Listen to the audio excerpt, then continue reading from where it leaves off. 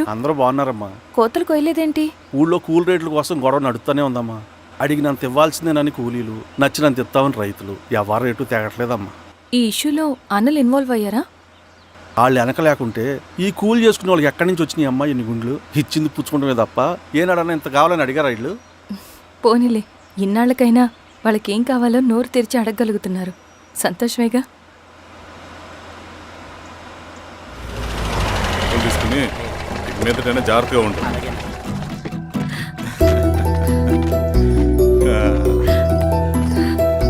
బాగున్నావమ్మా?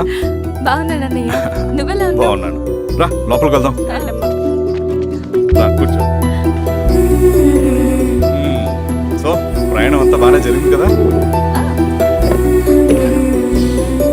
నీ ఫేవరెట్ నెత్తిపూరి. రా వడ్డిస్తారా? ప్లేట్ తిప్పు. నాకొద్దన్నయ్య, నాకు మంచి కాఫీ తాగాలని ఉంది. అమ్మో, నీకు నచ్చినట్టు కాఫీ చేయాలంటే ఆ దేవుడి దిగి రావాలి తల్లి. ఏంటో అన్నయ్య, మంచి కాఫీ తాగకపోతే ఇక ఆ రోజంతా అదోలా ఉంటుంది నాకు. రేయ్ సామే, అయ్యా అర్థమైందయ్యా. శిరీష్ అమ్మకి మంచి కాఫీ కావాలి, అంతేగా నేను వెళ్ళి పట్టుకొచ్చేస్తా. ఎక్కడికి స్వామి?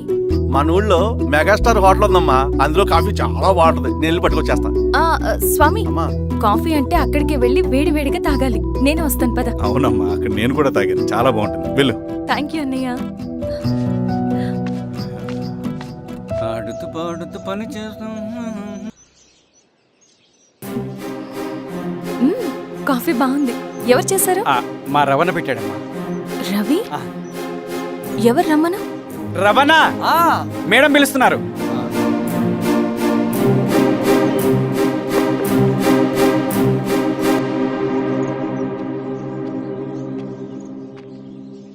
ఇతనే రవణ. శిరీష మీరా? రవి, నువ్వేంటి ఇక్కడ? కాఫీ బాగుందా? చాలా. అది కాదు రవి, నువ్వు ఇక్కడ? ఈ హోటల్ మనోల్దే. మన ఫ్రెండ్స్ అందరు బాగున్నారా? చాలా బాగున్నారు. అవును, మీరేంటి ఇక్కడ? ఏమని అన్నా అన్నా, ఏమైందన్నా? అన్నా? లే అన్నా. స్వామి, త్వరగా కారుతా. జాగ్రత్త. అన్నా త్వరగా పట్టిది అన్నా. అన్నా త్వరగా పోనీ.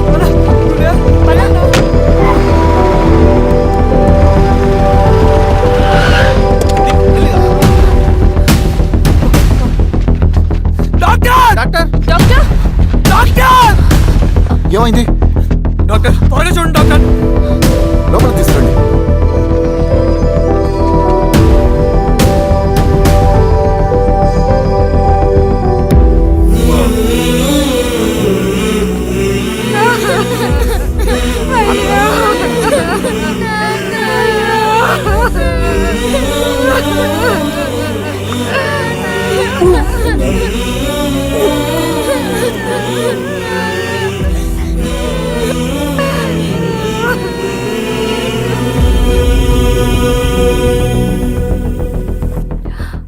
ఎలా ఉంది డాక్టర్?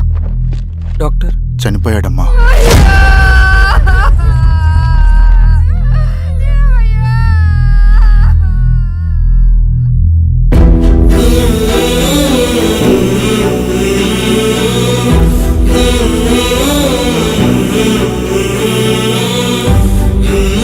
ఆ పేపర్స్ ఏంటి రవి?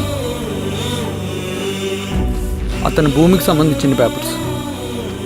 ఒక సంవత్సరం నుంచి ఈ పేపర్స్ పట్టుకుని ప్రతిరోజు ఎంఆర్ ఆఫీస్ చుట్టూ తిరిగేవాడు. భూమిని తాకట్టు పెట్టి అప్పు తీసుకున్న పాపానికి టైంకి వడ్డీ కట్టలేదని అప్పిచ్చిన ఆ దొర ఎంఆర్ఓ ఆఫీస్లో లంచం ఇచ్చి భూమిని తన పేరు మీద రాయించుకున్నాడు. ఈ ఎంఆర్ఓ ఆఫీస్లో ఎవరు నిజాయితీగా పనిచేయట్లేదండి. చెట్టు కట్టి నరకాలు ఒక్కొక్కడిని. నరికేయడమేంటి రవి? నువ్వు కాగితం మీద ఒక బొమ్మ గీస్తావు, ఒక చోట సరిగ్గా రాదు, ఏం చేస్తావు? ఎరేజర్తో సరిచేస్తావా, లేకుంటే ఆ పేపర్ని చింపేస్తావా? మరి మనుషుల విషయంలో ఎందుకు రాదు ఆ ఆలోచన? తప్పు చేసిన ప్రతి ఒక్కరిని నరుక్కుంటూ పోతే చివరికి మిగిలేది మనుషులు కాదు, శవాలు.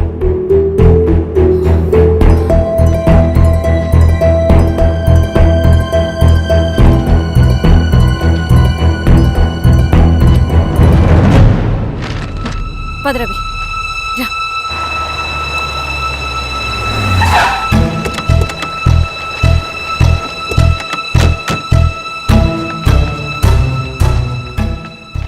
పానుకోటి నర్సయ్య ల్యాండ్ ఎవరు చూస్తున్నారు? మీరెవరు? ఇదిగోండి అప్లికేషన్. ఇది డిస్ప్యూట్ ల్యాండ్, ఎవడేం చేయలేడు. నీ నిర్లక్ష్యం, నీ లెక్కలేనితనం వల్ల ఒక నిండు ప్రాణం పోయింది. ఒక కుటుంబమే రోడ్డు మీద పడింది తెలుసా? ఏంటో మా గొడవ?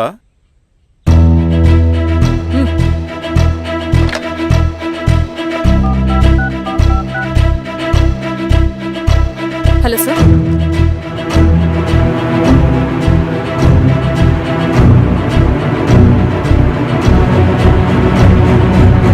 Okay sir. You are dismissed. Peon, నేను ఒక పేపర్ ఇస్తాను, అది కలెక్టర్ గారికి ఫ్యాక్స్ చేయి. అలాగే మేడం. ఎవరమ్మా మీరు? ఈ ఊరికి కొత్తగా వచ్చిన ఎంఆర్ఓ.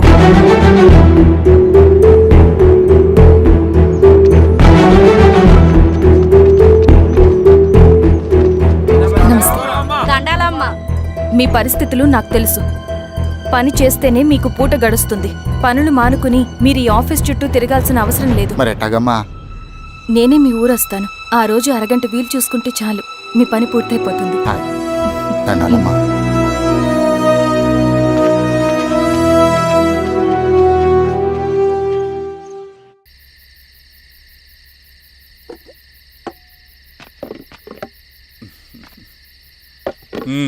ఎంఆర్ఓ గారు, ఏంటి ఛార్జ్ తీసుకున్న మొదటి రోజే ఆఫీస్లో మీ పవర్ చూపించారట? అన్నయ్య, నువ్వు సస్పెండ్ చేసిన వ్యక్తి నా దగ్గరికి వచ్చాడమ్మా. పాపం కన్నీళ్లు పెట్టుకున్నాడు. అతడి వల్ల నష్టపోయిన ఒక వ్యక్తి నా కళ్ళ ముందు చనిపోయాడన్నయ్య.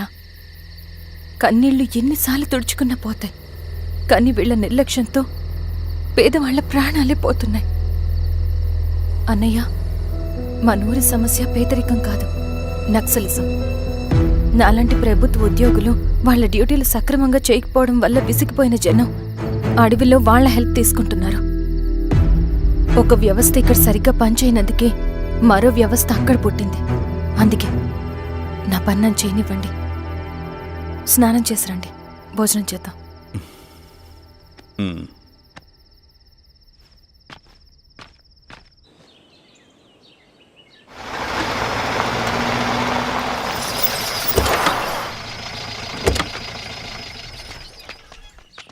నమస్కారం అమ్మా. నమస్తే. ఇలా రండి. మీ ఊరు నుంచి కొందరు ఎంఆర్ఓ ఆఫీస్లో అప్లికేషన్స్ ఇచ్చారు. తను వాళ్ళ పేర్లు చెప్తారు, వాళ్ళని పిలవండి. అలాగే మేడం. వెళ్ళండి. Madam, coffee. నువ్వెప్పుడు వచ్చావు రవి? మీరు గంటకోసారి కాఫీ కావాలంటారు కదా, మాటి మాటికి వెళ్ళి రావడం ఎందుకని వచ్చేసా.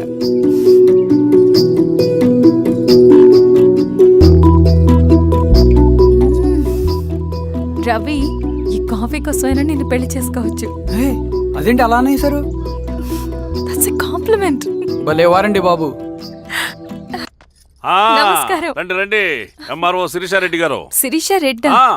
శిరీష అనే పిలవచ్చుగా. అమ్మమ్మ, పులికి పంజాలాగా, సింహానికి జూలాగా అది మన ఐడెంటిటీ, అదంతా ఉండాలి. సరే బాబాయ్, నేను ఫ్రెష్ అయ్యేస్తాను, మీరు కానివ్వండి. అయినా ఈ కాలం చదువుకున్న ఆడపిల్లలతో మాట్లాడటం చాలా కష్టం. చుట్టుపక్కల శిరీషుకున్న ఇమేజ్ మనకి చాలా మంచి అయింది ఈశ్వరా. నేను అడగకముందే పార్టీ హైకమాండ్ సర్వే చేయించి నీకే ఫేవర్గా ఉండడం వల్ల టికెట్ ఇచ్చింది.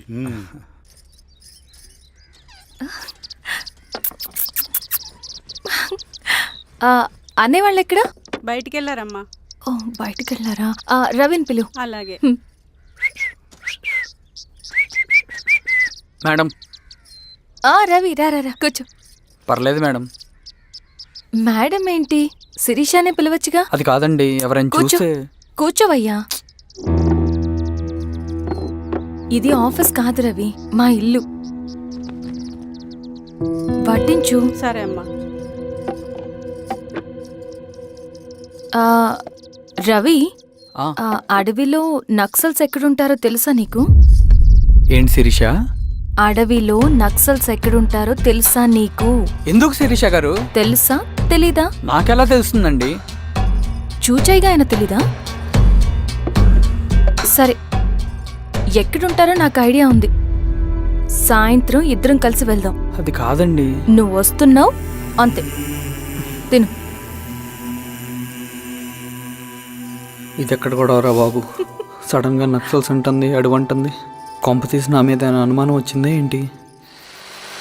రవి ఇక్కడే ఆపొకసారి. ఎందుకు ఇప్పుడు ఈ టైంలో అడ్వెంచర్లు? ఇప్పుడు జరగరాంది ఏమైనా జరిగితే రేపు మీ అన్నయ్యకి తెలిస్తే బాగోదు.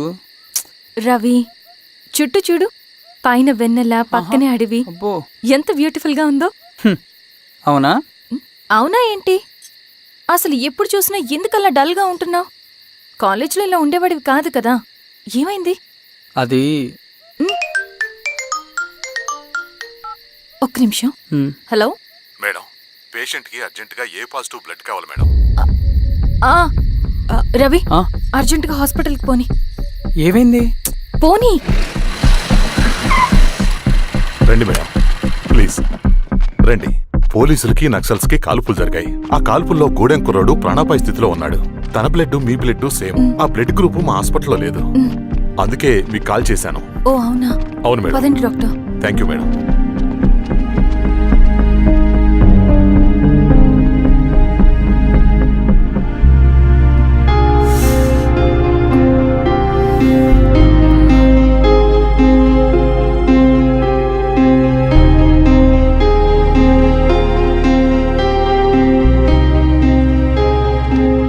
Thank you madam. పర్లేదు డాక్టర్. ఇప్పుడు అతనికి ఎలా ఉంది? తను స్పృహలో లేడు మేడం.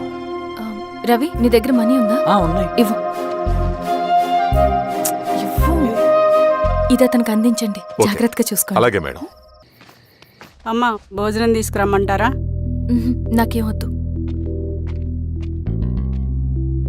భోంచేయకపోతే ఆరోగ్యం పాడవుతుంది శిరీష. నువ్వు వెళ్ళి తీసురా అమ్మా. సరే. రవి నాకు ఒక మంచి కాఫీ చేసిస్తావా? తలనొప్పిగా ఉంది. చేసిస్తా కానీ తర్వాత నువ్వు భోంచేయాలి.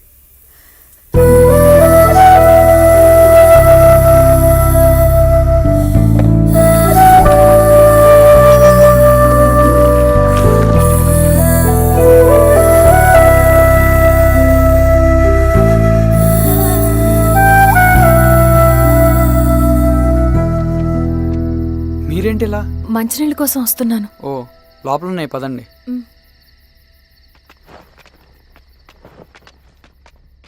ఇదిగోండి మంచినీళ్ళు.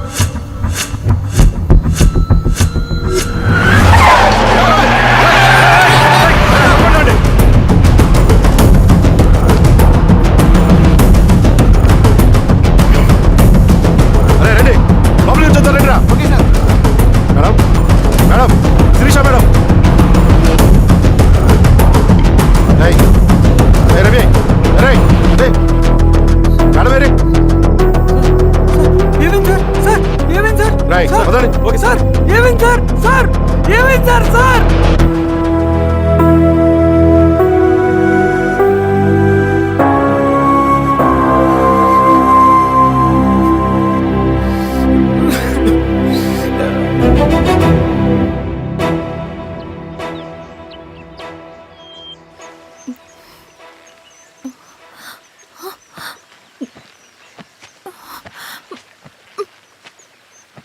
నమస్తే మారావు గారు.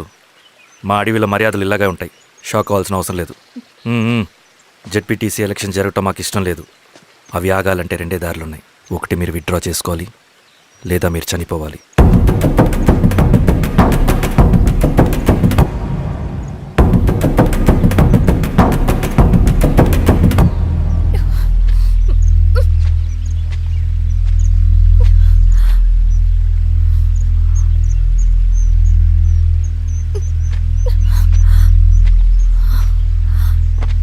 సెంట్రల్ కమిటీ మీటింగ్ ఉందని కబురు వచ్చింది. మేము వచ్చేలోపు ఎలక్షన్స్ ఆగిపోయే న్యూస్ రావాలి.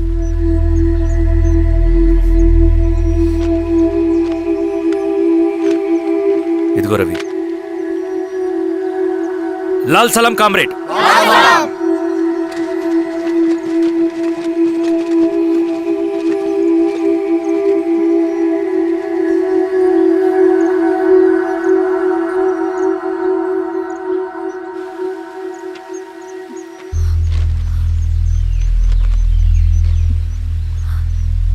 ప్రపంచంలో గొప్పవాళ్ళ చావులన్నీ నమ్మక ద్రోహంతోనే జరుగుతాయని నిరూపించావు రవి. అన్నయ్యని కూడా అచ్చం ఇలాగే చేస్తావు కదా? ఎందుకు రవి? ఏం జరిగింది? అన్నీ బాగుంటే దేశం తరపున బ్యాడ్మింటన్ ఆడేవాడిని.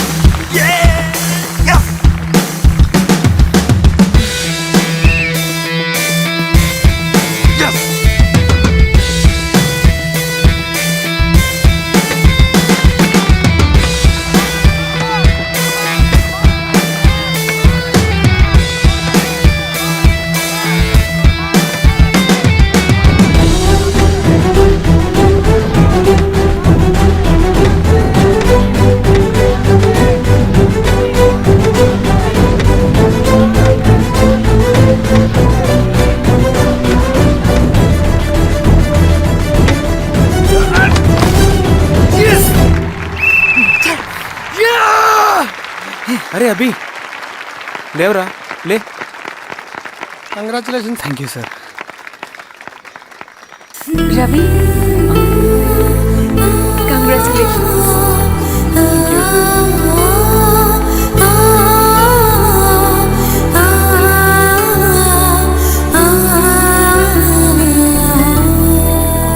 సార్, గంగినేని వెంకటేశ్వరరావు గారి ఎర్రజెండ పుస్తకం ఎక్కడుంది? రవి దగ్గర ఉందమ్మా.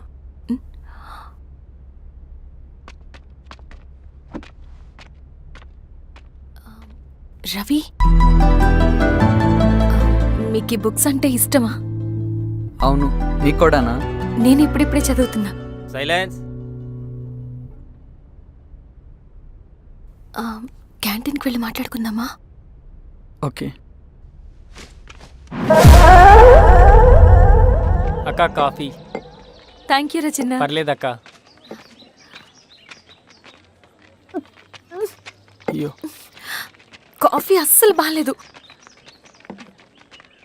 1 minute ఇప్పుడే వస్తా. ఎక్కడికి? ఇక్కడికే వచ్చేస్తా. 1 minute అండి.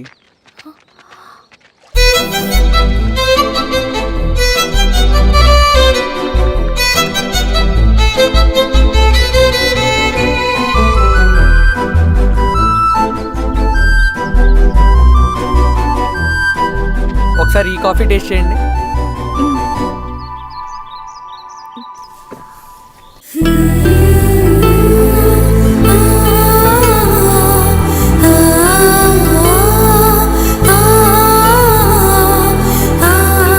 చాలా బాగుంది. థ్యాంక్ యూ అండి.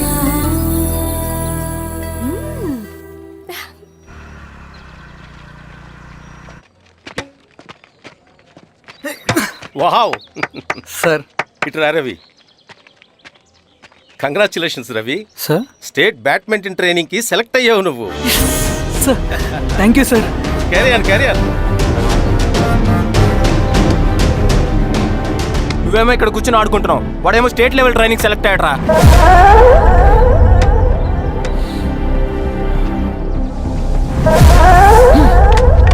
అరే, మొత్తానికి నువ్వు అనుకున్నది సాధించావురా.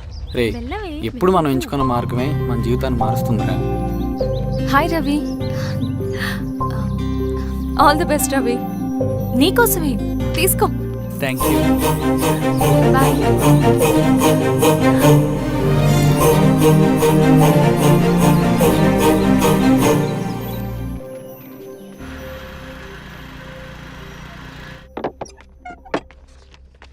సార్ రమ్మన్నారంట. ఎందుకు అలా చేసావు రవి నువ్వు? ఏవేంటి సార్, నేనేం చేశాను? ఇదేమిటో చూడు. Question paper sir. అవును, రేపు జరగబోయే టర్మ్ ఎగ్జామ్ పేపర్. నువ్వు లీక్ చేసిన పేపర్. సార్ అసలు నువ్వు ఇలా చేస్తావనుకోలేదు. సార్ నేను క్వశ్చన్ పేపర్ లీక్ చేయట్లేండి సార్. నేనంతా చదువుకుంటూ రూమ్ లోనే ఉన్నాను సార్. నన్ను నమ్మండి సార్. ఈ జెర్సీ నీదే కదా? సార్ అది నాదే, కానీ దీనికి నాకేం సంబంధం లేదు సార్. నన్ను నమ్మండి సార్. మల్లయ్య, సార్ నిన్న రాత్రి ఏం జరిగింది?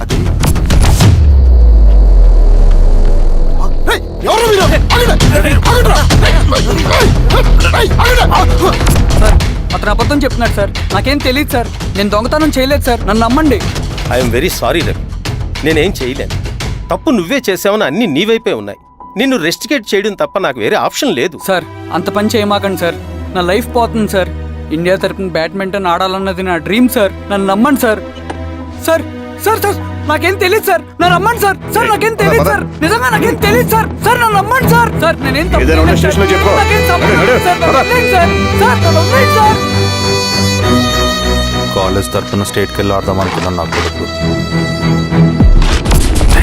తాళం అక్కడే ఉంది కదా.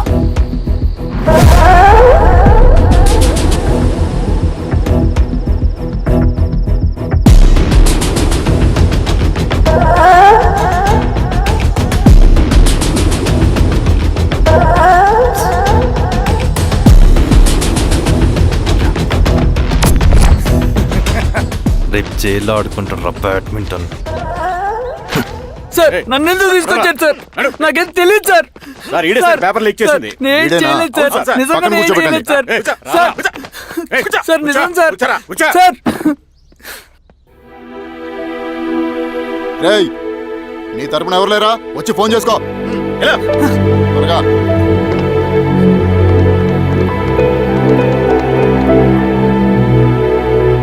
సార్ నేను రవీన్ సార్. రవి చెప్పు. సార్ నేను పోలీస్ స్టేషన్ లో ఉన్నాను సార్. మీరు నాన్న అర్జెంట్ గా రండి sir. Please sir. Police station ఏమైంది రవి? ముందు మీరు రండి సార్ ప్లీజ్. నేను చెప్తాను సార్. సరే సరే వస్తున్నా. వెళ్ళి కూర్చో. సార్ అయ్యా దండలయ్య. రే రవి నాన్న, ఏమైందిరా? నాకేం తెలియదు ఏయ్, నాన్న. నువ్వు ఆగు. నీ కొడుకు క్వశ్చన్ పేపర్స్ దొంగతనం చేసి దొరికిపోయాడు. ఎఫ్ఐఆర్ రాసి కేసు పెడితే జైలు శిక్ష పడుతుంది. అలా కాకుండా కేసు క్లోజ్ చేయాలంటే 2 లక్షలు కావాలి. వెళ్ళి తీసుకొనిరా. అర్థమైందా? లేదోన్నయ్యా. ఏయ్, నా సంగతి నీకు తెలుసు కదా. లోపలేస్తే 10 సంవత్సరాలు బయటికి రాడు. వెళ్ళి డబ్బులు కొట్టరా.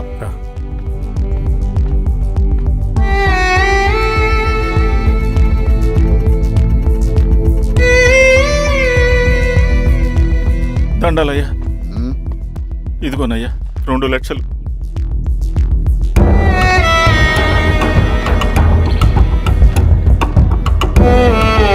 రేయ్, ఆయన పంపించండి రా. ఎలా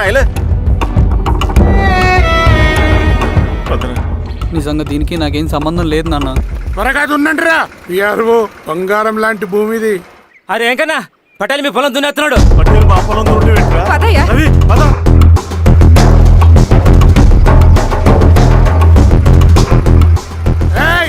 కానీ ఏంట్రా? అయ్యా పటేల్ అయ్యా. మా పొలంలో మీరు దున్నుతున్నారంటే నా పొలంలో నేను దున్నకుంటే వాడు దున్నుతాడా? అన్యాయం అయ్యా. ఏంద్రా అన్యాయము? పొలం అమ్మినావు కదా, కొనుక్కున్న పొలంలో దున్నుతుంటే అన్యాయం అంటారేంట్రా? విఆర్ఓ ఆ పేపర్ని చూడరా, మంచిగా చూసుకుంటారా. పొలం అమ్మేవా నాన్న? అమ్మలేదురా, తాకట్టు పెట్టా.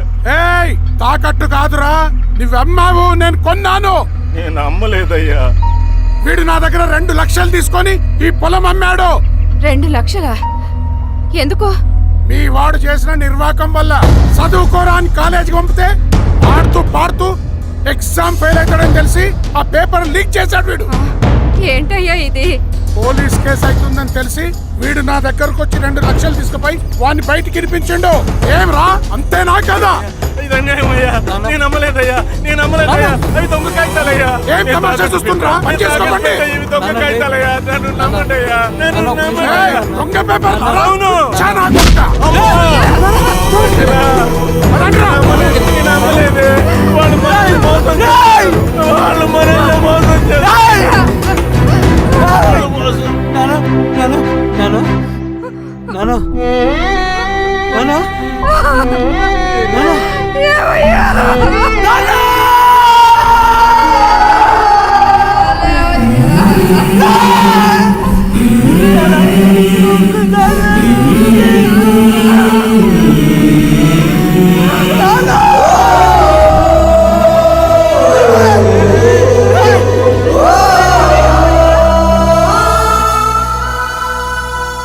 నాన్న చనిపోయిన తర్వాత మా భూమి కోసం వెళ్ళి పై అధికారులను కలిశాను, కానీ వాళ్ళు కూడా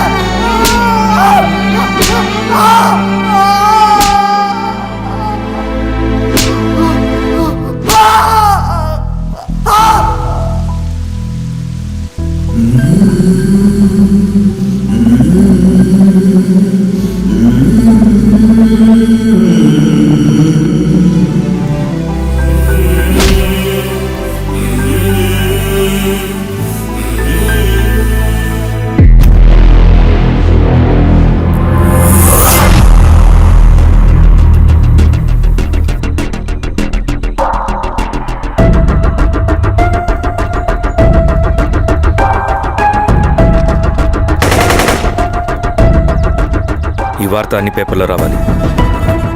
ఈ లెటర్ బాధితుడికి అందించండి. లాల్ సలాం. లాల్ సలాం.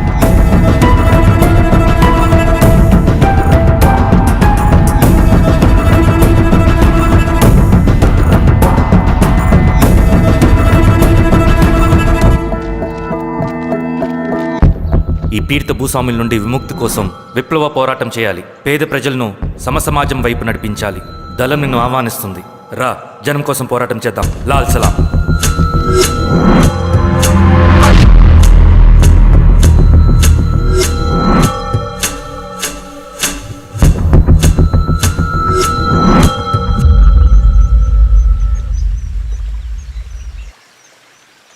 నాకు పట్టిన గతి ఇంకెవ్వరికీ పట్టకూడదని ఉద్యమంలోకి వచ్చాను. ఇన్ఫార్మర్గా చేరాను. దానికోసం ఎంతమందినైనా చంపుతాం, చేస్తాం. కానీ మేము అనుకున్న సమాజం తీసుకొస్తాం. కమ్యూనిస్ట్ రాజ్యాన్ని స్థాపిస్తాం. సమాజమా అంటే?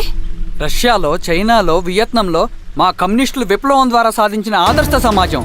Lenin, Stalin, Mao, Che Guevara, Fidel కాస్ట్రోల్ సృష్టించిన కులాలు, మతాలు, వర్గాలు, వర్ణాలు లేని ఒక సామ్యవాద స్వర్గం. అదే మేము కలలుగనేది. దానికోసమే మేము పోరాడేది. నాకు తెలిసి నాజీ పార్టీలో గోబెల్స్ తర్వాత అంత ప్రొపగాండా మీ కమ్యూనిస్టులు తప్ప ఈ ప్రపంచంలో ఎవ్వరూ చేసుండరు. ఉక్కు మనిషి స్టాలిన్, మానవీయుడు మావో, ఎర్ర జెండా వెలుగు ఇలాంటి కమ్యూనిస్టు పుస్తకాలు చదివితే ప్రపంచవ్యాప్తంగా కమ్యూనిస్టులు సాగించిన మారణ హోమాల గురించి నీకు తెలీదు రవి. స్టాలిన్ మొత్తం ఎంతమందిని చంపాడో తెలుసా? 2 కోట్ల మందిని. మనుషుల్ని చంపడంలో హిట్లర్నే మించిపోయాడు. చాలా మందిని సైబీరియన్ లేబర్ క్యాంపులకు పంపి దారుణంగా హింసించి మరీ చంపేశాడు. 2వ ప్రపంచ యుద్ధంలో బెర్లిన్ని ఆక్రమించిన రష్యన్ సైనికులు 8 ఏళ్ల నుండి 80 ఏళ్ల వయసులో కంటికి కనపడిన ఏ స్త్రీని వదలకుండా సామూహిక మానభంగం చేశారు. అది కూడా మీ కమ్యూనిస్ట్ దేవుడు స్టాలిన్ హయాంలోనే జరిగింది. ఇక మీ మావోయిస్టుల భగవంతుడు China chairman Mao Zedong great leap forwarded cultural రెవల్యూషన్ల పేరుతో 14 నుంచి 20 మిలియన్ల ప్రాణాలని పొట్టను పెట్టుకున్న మహానుభావుడు. ఇది మీ కమ్యూనిస్ట్ దేవుళ్ళు రాసిన రక్త చరిత్ర. ఆ దేశాలలో పేపర్లు ఉండవు, టీవీలు ఉండవు, స్వతంత్రమే ఉండదు. 1962లో చైనా మన దేశం మీదకి దాడి చేసి భూభాగాన్ని ఆక్రమించినప్పుడు ఒక్కరు కూడా నోరు మెదపలేదు.